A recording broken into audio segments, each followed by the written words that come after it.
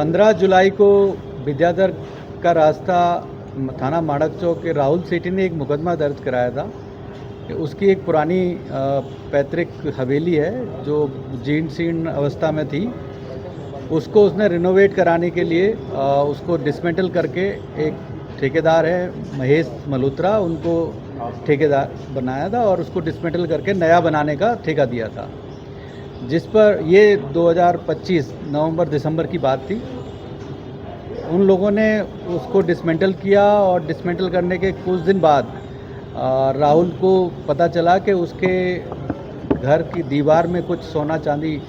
निकला है, जो इन लोगों ने आपस में बांट लिया है। तो इस आधार पर प्रारंभ में उसने खुद स्वयं अपने स्तर पर पूछताछ की और फिर जब उसको कुछ नहीं पता चला तो उसने 15 जुलाई को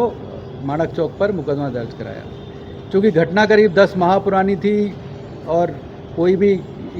सीसीटीवी कैमरा नहीं था और किसी तरह का साक्ष्य नहीं था, केवल जो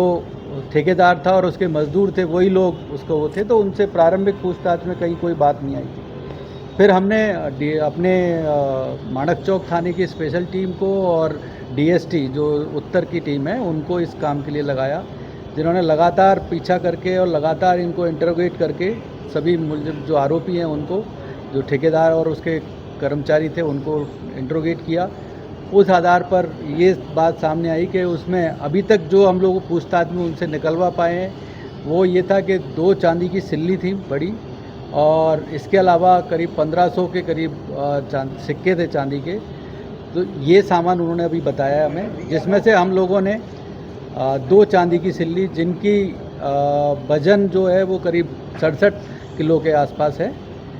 जिसकी आज की बाज़ार कीमत करीब 2.25 करोड़ रुपए है,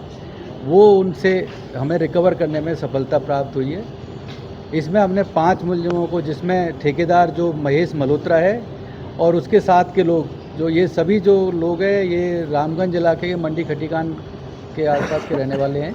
उनको गिरफ्तार किया है और आज माननीय न्यायालय में पेश करके उनका रिमांड लिया है। उनसे आगे पूछताछ की जा रही है कि जो अभी तक सिक्के हैं और वो उन्होंने कहाँ रखे हुए हैं या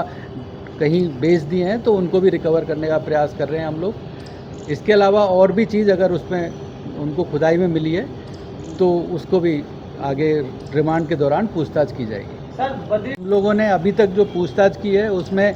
इन्होंने चांदी और चांदी के सिक्के की बात तो कबूल की है, पर अभी हमने प्राइमा फेसी उनको इस बात के जो चीज़ हमें जब्त हुई है चांदी, उसके आधार पर अरेस्ट किया है और आगे इनसे पूछताछ जारी रहेगी। और अभी हमारे पास है टाइम,